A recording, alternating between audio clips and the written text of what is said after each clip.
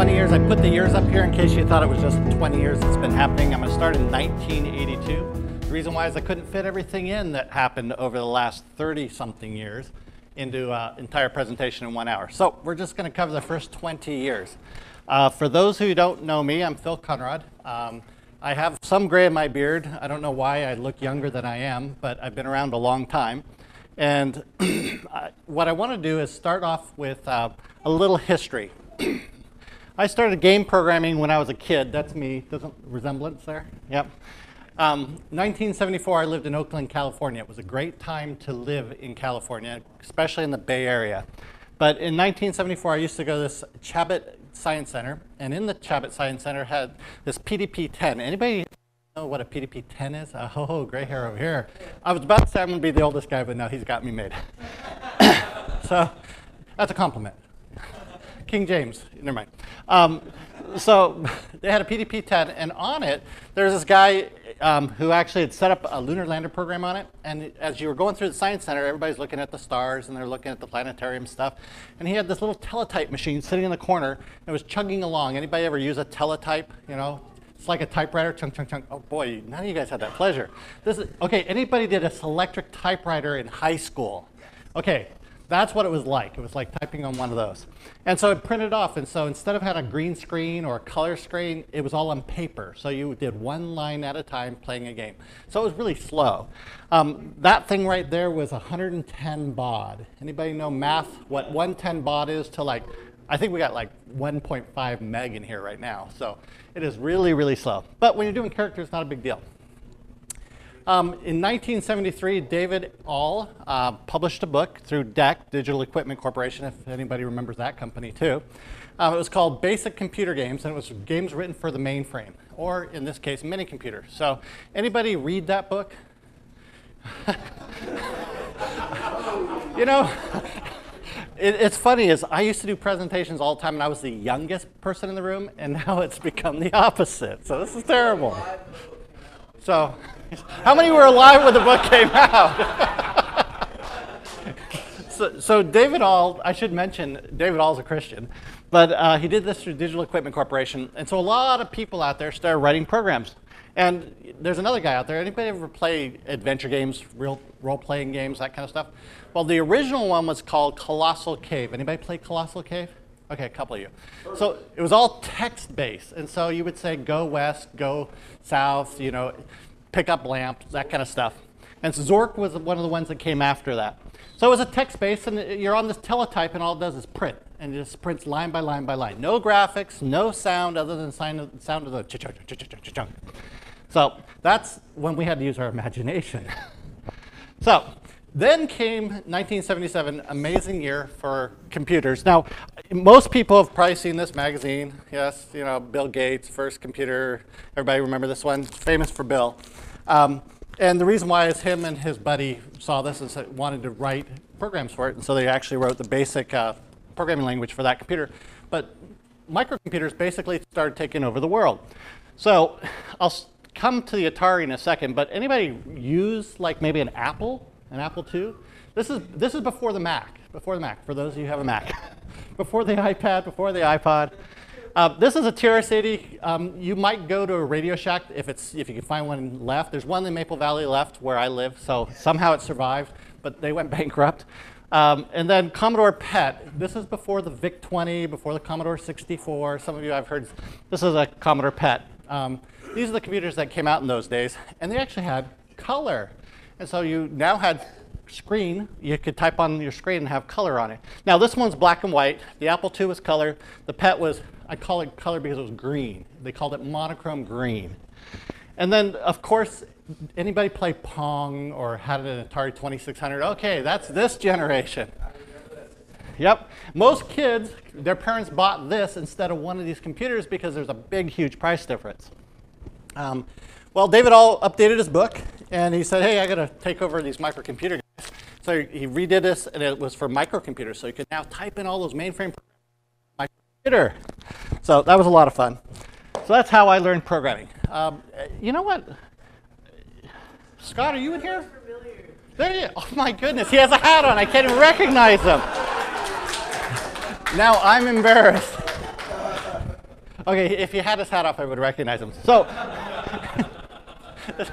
okay, 1978, Scott Adams, sitting right here. 1978, Scott wrote this little thing called AdventureLand, and it was basically Colossal Cave Adventure, but a lot better and worked on microcomputers. And he ended up writing a whole series of adventure games. And so, of course, this is him with a little gray, dark in his hair. But I'll just pass on that. So I went off and I bought myself a TRS-80 color computer. Anybody seen one of these things before? Trash 80? If you want to, at my table, I brought my original 1980 TRS-80 color computer if you want to play on it. It's got a chiclet keyboard. So I bought one of those. I was, at the time, I snuck it home. My parents didn't know I'd done it. None of you kids listened to this part. But I had a paper out, and I was supposed to be saving up for my first car. I wanted to save up for my first computer. This thing cost almost as much as my first car. So I saved up for it, got it from a Radio Shack, took it home, and started playing in my basement, and I never came out. My parents were like, what happened to you? So I was in high school at the time, and my high school math teacher said, you really like this computer stuff, don't you? And I go, yeah. And he goes, you're just doing it all the time. I go, yeah. And he goes, you don't do any schoolwork, do you? And I go, I do. He goes, but you've got to really work on schoolwork. And so I'd do schoolwork, and then he'd say, here, let me have you do some programming stuff. And so he actually had foresight. They had just started a thing called Running Start. Anybody know what Running Start is? It had just gotten started in my state. And my teacher said, you know what, you need to start going to a Running Start program because we cannot keep you busy here at high school. So I went to a Running Start program, and then in that I got an internship working on a mini computer. And it was a Hewlett Packard 1000. I know nobody in this room has ever seen one of these because it was old when I got on it. So it used a teletype computer. And of course, what did I do? I took all the programs I learned and I retyped them into this computer, and then I set up a gaming system for all my friends at school. And so when you went to the computer lab, you could play games, and it really irritated my teacher. Then we discovered there was dial-up modems, and the 110 baud, they had these little couplers, and so you could actually have people dial in, so you could dial in from home. And so people were starting to get these personal computers and dialing in, and I had this BBS system on a mini computer before they were called bulletin board systems on microcomputers. But we set up all these games on it, and people would come play. Well, the part of the story I haven't told you is my dad's a pastor. He was a missionary. He said, son, why not build fun computer Bible games? Why all this other adventure stuff? You know, why don't you do something a little bit more productive? Whoa, that's not a good sign. Okay.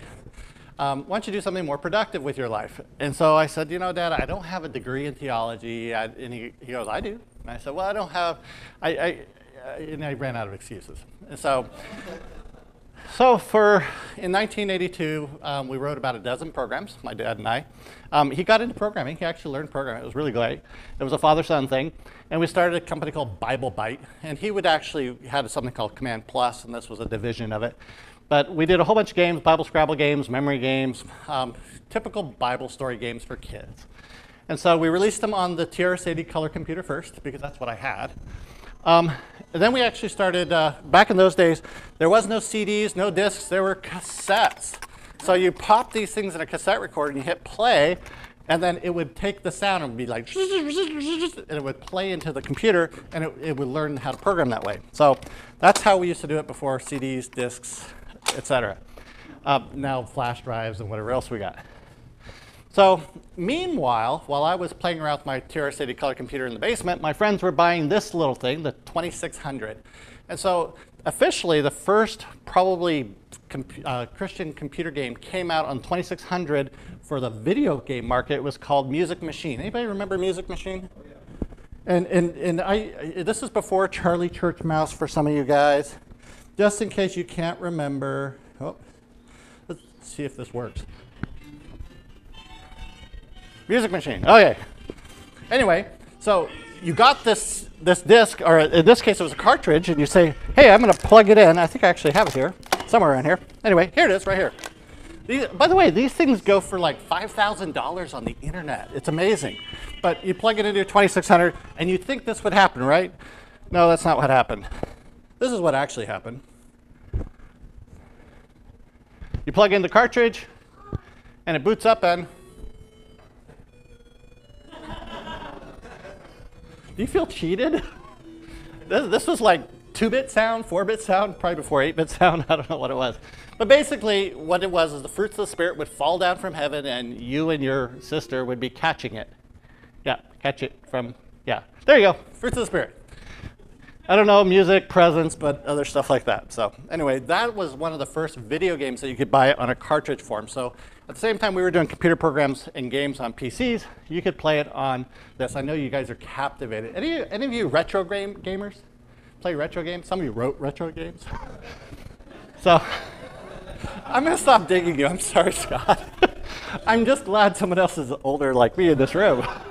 So shortly after that, or within the same year, another one came out, and it was called Red Sea Crossing. I don't know if you follow some of this stuff, but it went on eBay, and it was sold for $13,788. I don't have one of them. Can't spend that kind of money.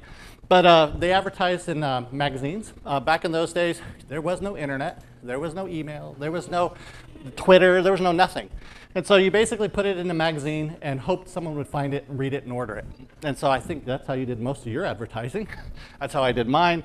And then you sold it in Christian bookstores too. So anybody want to see how that game played? Oh, one note I should put in here. Technically speaking, it's not a Christian video game.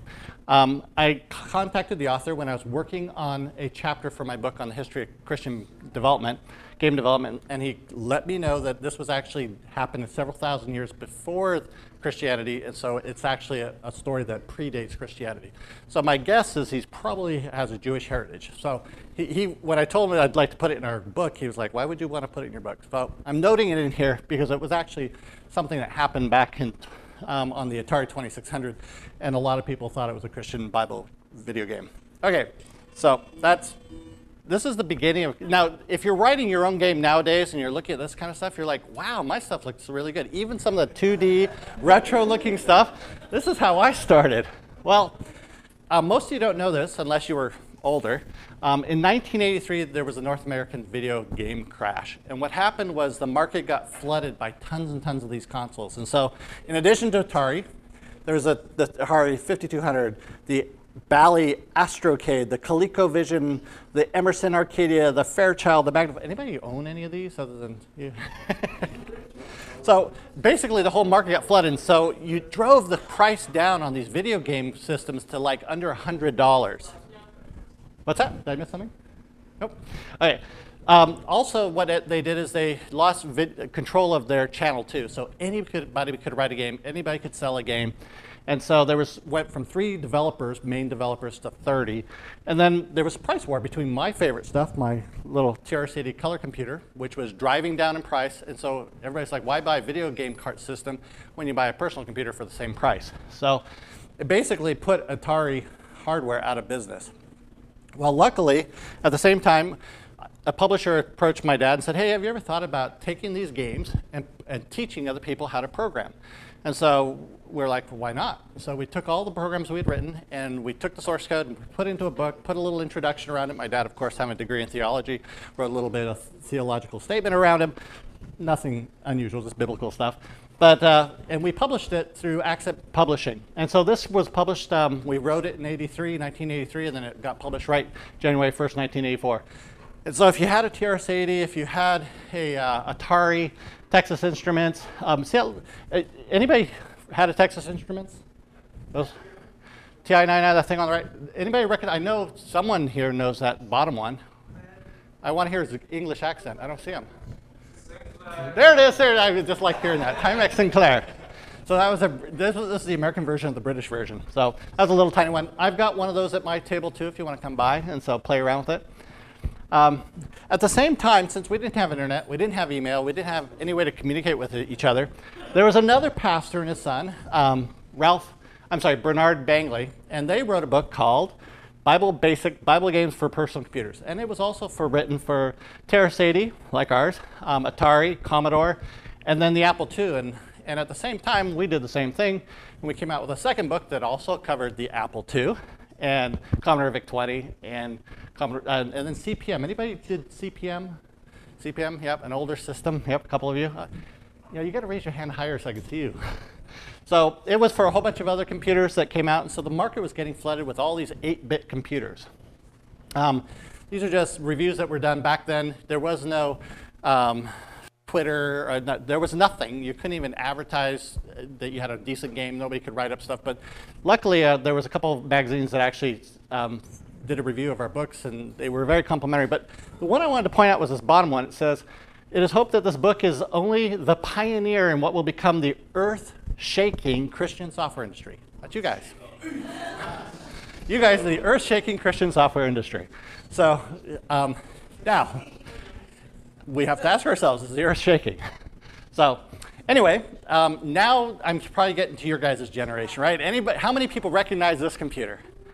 IBM PC. Okay, so this is what started the PC by IBM, of course, and then a whole bunch of clones came out after that. So we ported all our games to, of course, that computer platform. Meanwhile, here's another console. How many of you guys use this? Nintendo. Okay, so we're getting up to your generation. So in 1986, they were very popular in Japan, and they were thinking about coming into America. And at the time, the market had crashed. You couldn't buy Ataris. They were so cheap. Nobody wanted them.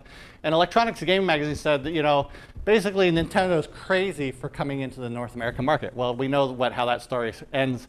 September 86, they did their launch, and then they put a chip into their little game system that wouldn't allow you to write anything without knowing how to write it and then getting their authorization. So you couldn't write third-party code onto that platform. So they actually guaranteed the level of quality that was on that platform, but it cost a lot of money to develop through them too. So it kind of made the market a little bit more higher quality of the games. So meanwhile, we did an IBM PC book. And if you were in the PC generation, you guys now have HDMI, you have, what is it now, DisplayPort, you got 4K. Back in my day, we were going through video card revolution. And basically you had CGA, which is this lower quality. A lot of games were written. I think I played one of yours in CGA. Hercules graphics, higher quality, but it was black and white. And so they got better and better and better, but it was all happening in this generation where you had to write to the video card. And anytime you wrote a game, you had to rewrite it again. It was horrible, especially if you were doing it in assembler. So I mentioned about Wisdom Tree getting started. I said more needed. I didn't finish that slide. I fell asleep last night working on that slide. But if you were here 2 years ago, the folks from Wisdom Tree gave the background to their company. But basically, they were the generation that launched on the Nintendo, and they had a whole bunch of games on it. They had a really successful run for quite a few years. In 1991, these were the games that were coming out for Nintendo. The early King of Kings, Bible Adventures. Some of you probably played these games. Any of you guys play these games? Yeah, okay, this is your generation. Okay. So I always found it fascinating that the covers of these games actually looked really cool, but when you played them, they were not the same. Is that like PowerPoint, right? Okay, so for me, my world changed in 1991. Visual Basic 1.0 came out, and you actually could write Windows games, and you didn't have to worry about the stuff underneath it. It was really great. So I got Visual Basic 1.0 and started porting all my games to Visual Basic. So you could have graphical versions of our games. So this was Daniel Lyons then. Now we had I think 24, and so all those would take many, many, many years to port. And we never finished, and I'll tell you why that happened. So meantime, 1992, the first MS-DOS game came out. This is Bible Builder. Anybody did Bible Builder? A couple of you did Bible Builder on MS-DOS. 1992, Nintendo, of course, couldn't be outdone. The video games, they were continued to come out. Noah's Ark, Joshua, Spiritual Warfare. You notice those wisdom trees on the bottom left? They continued. Spiritual Warfare. So if you like the game, you can say, yep, whoop, whoop. So, of course, Exodus finally came out on PC Windows. Actually, at that time, it was MS-DOS. And so, nice graphic. 1994, Captain Bible. Anybody play Captain Bible? Yep, a couple of you guys. Spiritual Warfare came out on Game Boy, Sega, Genesis, and then I know everybody knows, you can even get this on Steam now, I noticed. Super 3D Noah's Ark. I think I bought it at one of those sales a month ago or so. Oh, by the way, I'm sourcing where I got all these graphics in case someone's got this recorded and it's down at the bottom. Okay. 1995, Sunday Fun Day, anybody? That was more of a rare one. Bible Adventures for Sega Genesis. Anybody have a Sega? Oh, wow. It had nice graphics at the time. In the 1996, Bible Study and Games. By the way, if you're interested in getting any of this stuff and you want to collect them and you want to wait until they become like valuable and you can get 4,000 or 5,000 for them, you've got a whole bunch of these sitting at your table, right? Yes, so you can go over, if you want to get something collectible, you can go over to his table and you can buy it. And a couple of these, I had to actually go over to his table yesterday, rip off the plastic to get the copyright date off of them. Because I couldn't, was it 92, 93? So they're put back together, I'm sure. Okay, 1997, Windows 3.1. Anybody use Windows 3.1? Yep. Life was getting much better. Of course, Beginner's Bible. My daughter, this is my youngest daughter here, but my oldest daughter, she's 26 now, and so back in those days, I had bought these games for her. So we had Beginner's Bible. They had a whole bunch of different Bible Hero series. Learning Company also did a children's Bible series. 1998, Heaven's Quest. Anybody play Heaven's Quest? One. Actually, this is at your table too, right? Still sells it. There you go.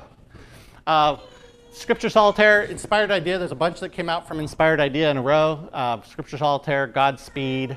Anybody play Godspeed 3D? Okay, 1999, War in Heaven. Some of you guys? No? No? Okay. Saints of Virtue, Shine Studios. One back there. Okay, this is the one I know, Catechumen. Oh, yeah. I remember when this came out, I was sitting there playing some games I probably shouldn't have, and my kids were watching me play them. This one was a little bit young. And they were making me feel guilty playing them. And so when this came out, I went, oh, a first-person shooter that's Bible-based. I love it. So basically, you would have the sword of spirit, and you would shoot. You would basically save the Roman soldiers. It was really fun. Anyway, this one is a Bible Touchdown by Giant Bomb, and then some Brazilian one. I looked everywhere on the internet. I could not find a screenshot for it. So it must have been really popular. Charlie Church Mouse. Some of you have got to have that. Parents got it for you, Charlie Church Mouse? Okay. Lifeline Studios. Ominous Horizons by Enlightening. That was the second one they came out with. And then, I didn't even know how to say this. Naka by Virtue Games. And then 2002. What happened in 2002? You look fitter there. The Christian game that he just mentioned when it was founded, and someone asked him if it was the right day, it was 2002 is when it got founded. And then from then on, history gets told by this conference. But that gets you up to the first 20 years of Christian game development. So that was the first 20 years. And so, you know, like a good software salesperson, I'm going to bait and switch. I'm going to switch topics on you. So I'm going to talk about what I do now.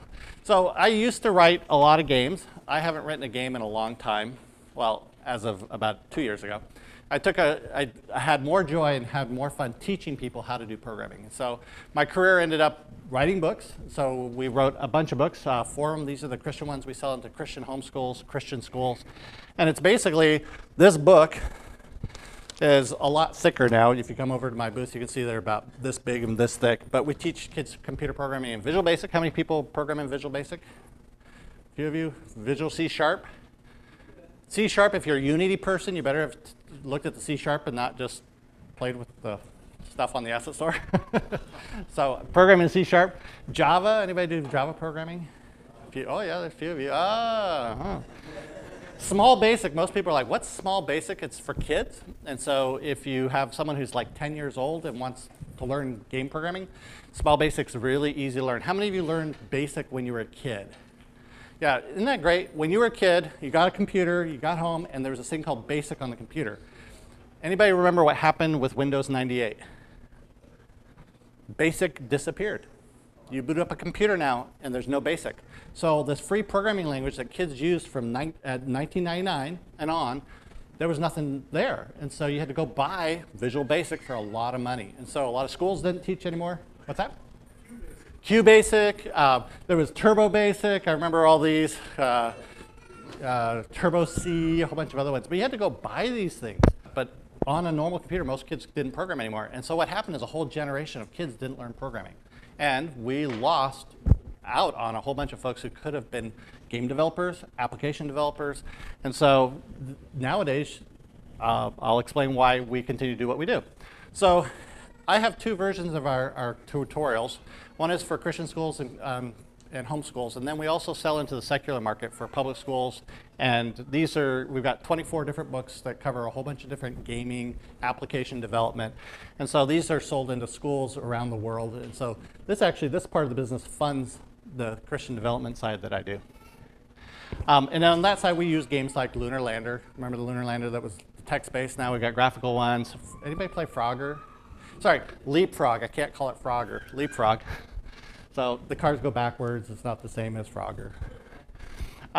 So if you have kids, how many of you have kids? Quite a few, okay. Grandkids. What you need to do is get them into programming. So most kids want to play games. Most kids want to figure out how to do Minecraft. Anybody got kids playing Minecraft? And then how many kids want to do Minecraft mods? You know what those are? So they want to modify it. And so one of the really cool things is computer programming is a lot of fun. It's creative. The other thing, too, is if they come out with a computer science degree in college, it's one of the top paying jobs coming out of college. Even during the recession, you could get a job. It didn't matter. As long as you had computer science, and a lot of people pick you up. Facebook, Google, Microsoft. Computer programming jobs are growing at 2 times the national average, and it's fun and creative. So if you've got a child, or you've got a high school student, or you're homeschooling, you want to get your kids into computer programming because 9 out of 10 public schools don't teach it. So if you think about it, only one out of 10. So these statistics are coming from code.org, if you're curious, by the way. If you think about the jobs that are out there, how many of you go to work and don't touch a computer? Yeah, no hands. and then if you said, yeah, there's that computer in your pocket too, so we call it a smartphone. So 60% of the jobs are computer related nowadays. 40% are math and sciences. Kids in college right now, 98% are studying math and sciences. Only 2% are doing computer science. You say, well, why is that a big deal, Phil? Well, a couple things. One is, if you look at high schools, if only 1 out of 10 are offering computer programming, and that means most of the kids who are going for advanced placement aren't going for computer programming. They're going for what? History. History. This is from a college board. So advanced placement in history. How about English, science? Why is that? Because our schools have a lot of liberal arts majors who went to school and learned it, and so they're teaching it. Computer science, only 0.7% of kids do advanced placement for computer science. So you go, well, why is that a big deal? If you think about the world we live in today, everything's got a computer in it, on it, in front of it, in your pocket. This is the growth of computer jobs by 2020.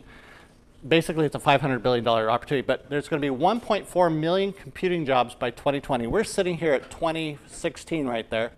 There's only 400,000 computer science students projected to be going in, taking computer science degrees and coming out of college. Who's going to fill all those empty jobs? You are right. You are right. You are 100% right, and that scares me to death. I have a lot of Indian friends, but what scares me is our own kids want to play games. They don't want to develop games. They don't want to develop applications. I'm teaching all 3 of my girls, I have 3 daughters, computer programming. Actually, I'm now down to 1. The other 2 have now grown and moved on. But there's this huge gap, and I just saw a hand pop up. Yeah. So there's also... It's interesting. In the last 2 years, you've heard of STEM. I mean, it's really nobody called it STEM 5 years ago or 4 years ago. Now STEM has become really popular. Even this last year, the president signed a bill that's going to be funding a whole bunch of computer science stuff. But for the last year or 2, it's starting to finally pick back up again, which is really great. It's got a big gap to fill, So in my computer programming tutorials that we publish, we actually cover all the commercial languages you're going to use, like C#, Visual Basic, Java. And so what we want to do is make sure kids just don't learn. There's a whole bunch of stuff. Anybody play with Odoo, Scratch? Those are kid languages that you're actually, once you get it done, you'll never use it in corporate America or in a job. So what we do with our tutorials, we'll teach them Visual Basic, C#, Java. So any skill they learn, and we bait and switch. We get them with a game, just like I got caught with a game. And the next thing you know, I'm writing applications doing, database order entry systems. So it's a progression, but you get excited about it. But they start off with playing a game, figuring out the game. And so parents are like, wow, I don't know if I want my kids writing games. Actually, it's a great skill because you got to learn physics, you got to learn math. I mean, anybody who does graphics programming, you got to really know math and understand math. And a lot of kids will say, Mom, Dad, I need to learn more about math because I'm trying to understand vector math. So one of the things we do with that, one of the things that we've just done in the last 2 years, and so I'm going to give you a little foray into what we're doing at Bible Bite Books and Kidware Software, is kids nowadays don't want to do 2D, tic-tac-toe, lunar lander, Frogger anymore, unless they're kind of retro. They want to do 3D. And so 3D has become really popular. How many of you play 3D games? First person, third person, yep.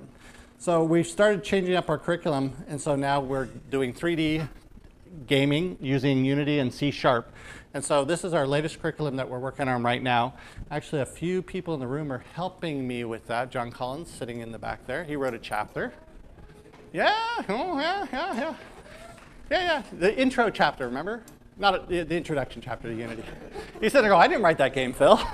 No, he did the intro chapter to Unity, and then we also have another 2D game that he helped me with, too. The other thing we're doing, too, is we're trying to go after teens in our market. So teens are really interested. Let's see if my wireless will come back up here real quick.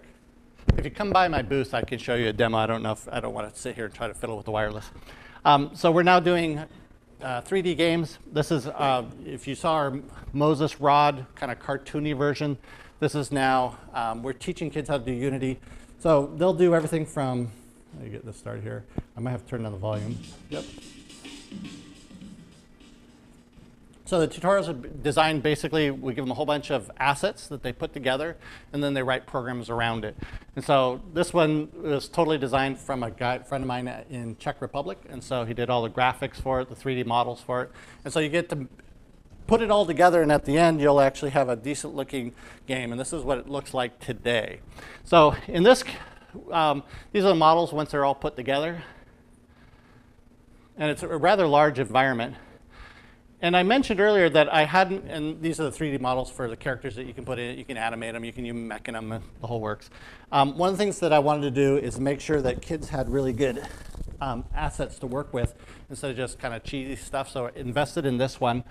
And then while I was doing this, I got really excited about it and thought, man, I'd love to make a game out of it. And so I happened to be out on one of the Christian developers' websites, and this guy was talking about, hey, I want to write a game on Exodus. And I was sitting there going, wow, I've got all these wonderful assets, and I want to do the same thing. So I tagged up with him. And Chris Murray, right here, Chris Murray sitting here in the top left here, is helping me work on this tutorial for this game for the next one. The real thing that's really cool about it is he's actually written a book about Exodus. And so we're going to use that as the backdrop for this story. So this actually, the tutorial is going to be a game and a tutorial. It'll be a full game. So Chris will probably talk about it a little bit in his session. You can stand up and wave. Say, hey, I'm over here. So, and I'll mess this up. The book is called God of the Slaves, Bringer of War. There it is, God of the Slaves, Bringer of War. So I actually need a story, and he's got a story, and I've got the graphics, and he's a developer too. So we decided to partner up and work on that. So that you'll see probably coming within a year. So, oh, and then it's Moses talking to. The other thing that I love the life of Paul. I spent a lot of time in the New Testament, and I love reading about Paul. And as I started reading about Paul and trying to explain to my kids, I was sitting there going, how do I, Paul goes on all these missionary journeys. I thought, those are adventure games. I mean, he explored all over the world. He spent most of the time on a ship, by the way. So he went all over. He had 3 different missionary journeys, and I thought, well, all these places in Asia kids can go visit. Why don't we set up a game like that? So building up the models for that, too. It's the missionary journeys of Paul. And so these are screenshots from the game.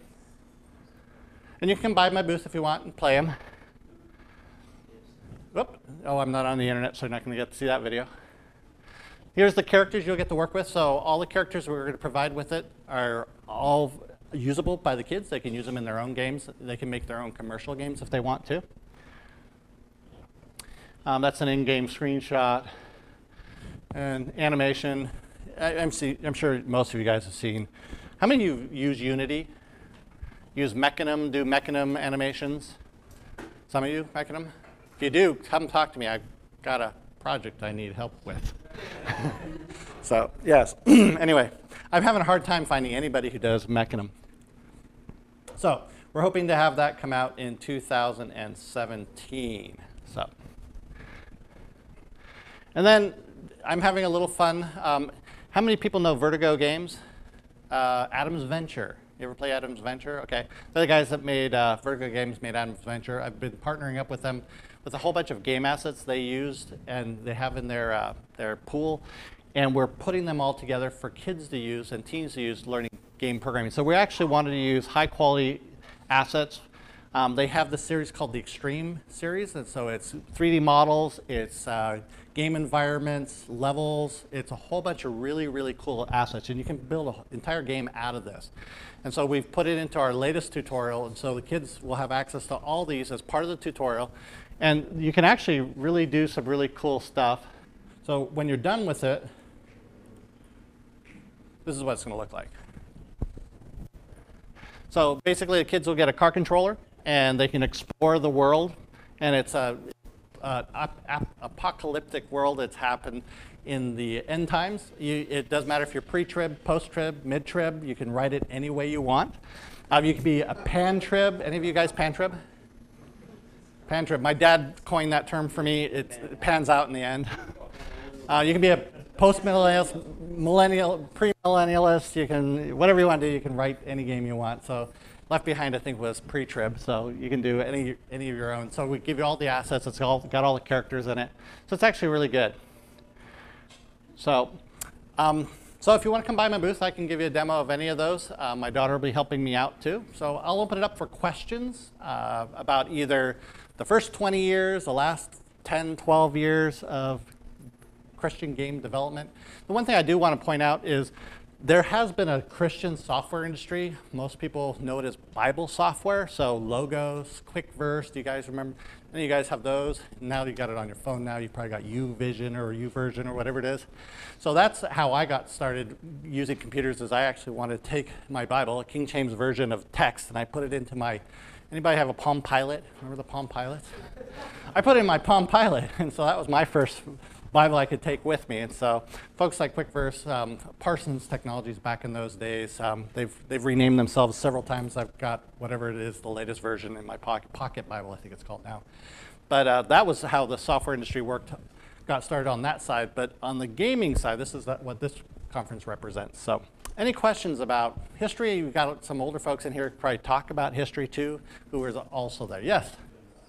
Well, part of it is in public schools, computer science wasn't recognized as a degree, what do you want to call it, graduation requirement.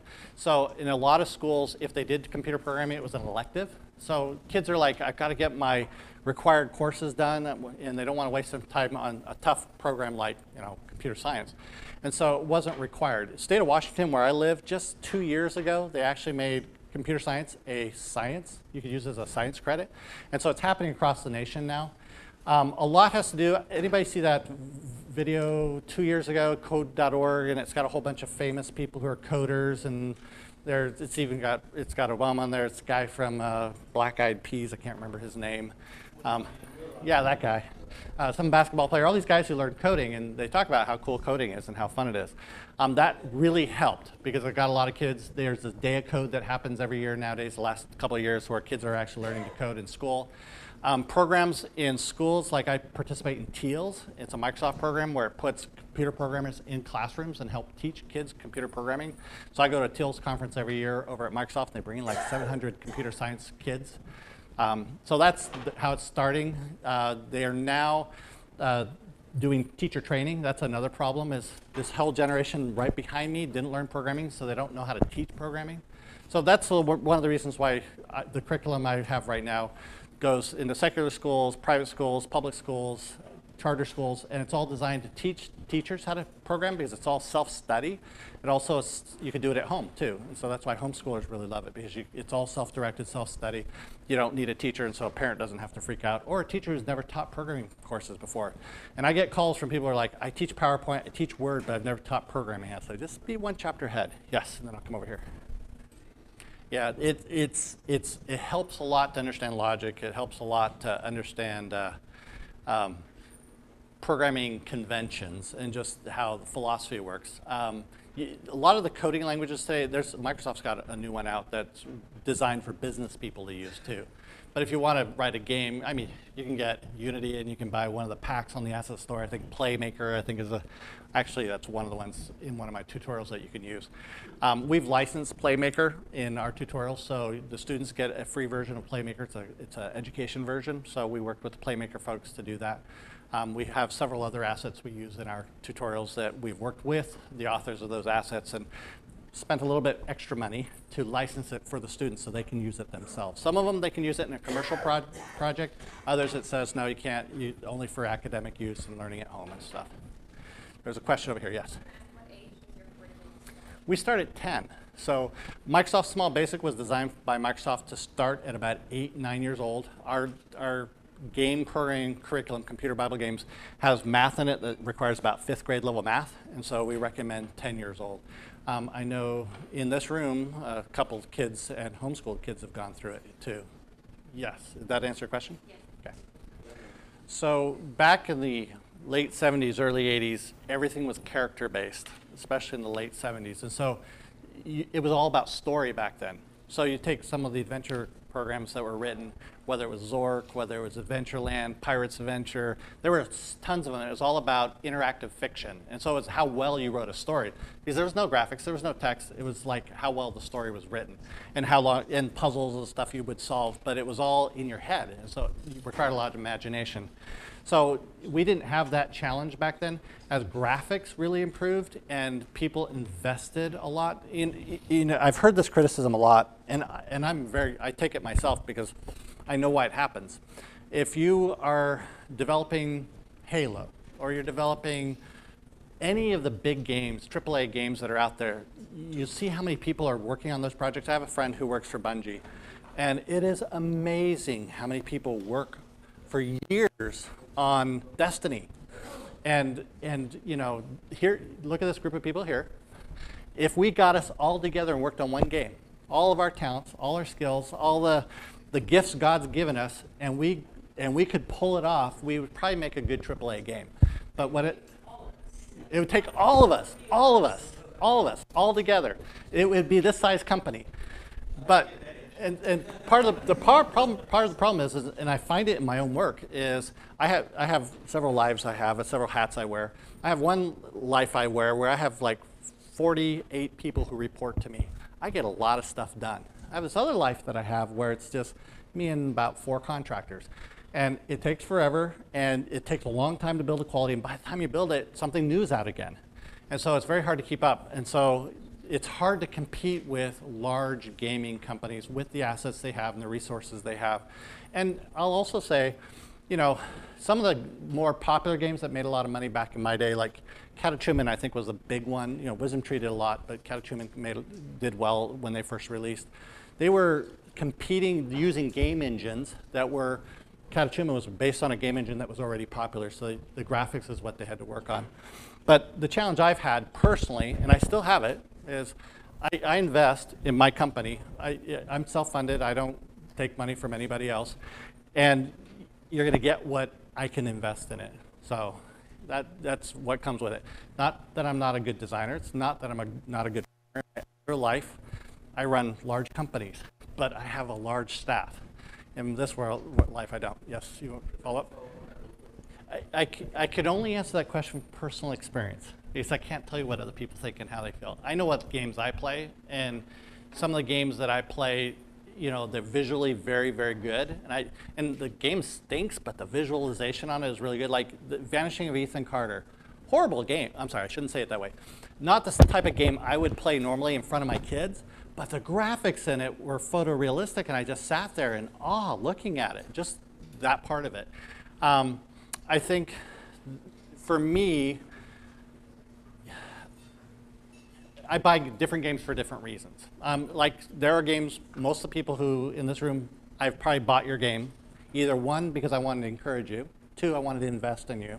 Three, even if I thought your game stunk, I wanted to reward you for trying, and I want you to try it again and try again. I think about how many bad games I wrote. In fact, if you bought this book, do not do this. Please do not do this. I saw someone had this book on eBay for like $7,000. Don't buy it. It's not worth it. It was, yes, it was written in 1982, but it's spaghetti code. It's horrible. But we've come a long ways from that. But we've spent 30 years honing that skill. I think, you know, for me, I still experience that challenge. I know there are groups in this room who are larger than an independent, and they're putting out better quality games. And I think they've got some good designers on it, and they've got good storytellers, and they've got some of the graphics, some of the stuff that gets your heart. You know, they've got some really good stuff, and you guys know who they are. They're in this room. Those games are really cool and they're appealing. And I want to reward those guys, and I bought everybody's game in this room probably. So even if it's not even good, I'm still going to do it. I don't think that answered your question, though. I don't know if I can answer your question. Okay. Yes. I'll attempt to answer it. So I am not a good storyteller. I know that. And so I grab guys like Chris Murray and say, Chris, you've written a book. You're a better storyteller than me. Tell the story. I can do a lot of other stuff, but tell the story. So I team up with folks who have, I'm a terrible artist. You look at this artwork up here, it's not me. I can do stick figures. So I team up with people who are really good quality artists. What we want to do in our latest books is we want to use really high quality stuff, and it costs money. I was shocked at how much it costs. But it's an investment I think is worth it. I'm in a place in my life that I can make those investments. And so they may not pay off, but it's okay because I'm creating the next generation of developers who get excited about programming. And if I can give them good assets to work with, I'm going to leave it to their imagination, their storytelling, their musical abilities, the gifts God's given each of them, because we're all part of the body and we all have a different gift. And mine isn't art and it is not storytelling. Mine actually is management. So I manage people. Yes. I'd say if you're really good at something, focus on that and team up with someone else who's focused on that. Teams do amazing things. I know my limitations, and I'm like, I can't write a story. I'm not going to write a story. I'm not going to do graphics. I'm not even going to do music. There's people in this room who do really wonderful music, and some of their stuff's in the tutorial I'm planning, but they're talented at it. So don't try to be all things you can't. If you want to be really good, focus on one thing. That's my advice. You know, each person. Some people are really talented. I'm just not that talented, right? My personal philosophy, I love leveraging other people's work. So most 90% of the stuff in our new books is not mine, and so I'm using other people's gifts. So, you know, if there's an engine out there, a good game engine like Unity or Unreal, use it. I mean, why write your own game engine? Nobody should be doing that nowadays. If they are, I was like, I'm sorry, I probably hurt the feelings of someone who's doing that talk, but my goodness, Unity is amazing, Unreal is amazing, CryEngine is amazing. It's just like, I wish I had that stuff when I was your guys' age. It's great. But leverage those tools. Modding is a great idea too, as long as you don't step on anybody's toes. Yes? You know the difference between an indie and a game company, you know, the team versus one person. So teaming with people is hard. It is really hard. Teaming with me is probably hard. I'm sure if you ask some of the guys who worked with me in this room, they're like, oh man.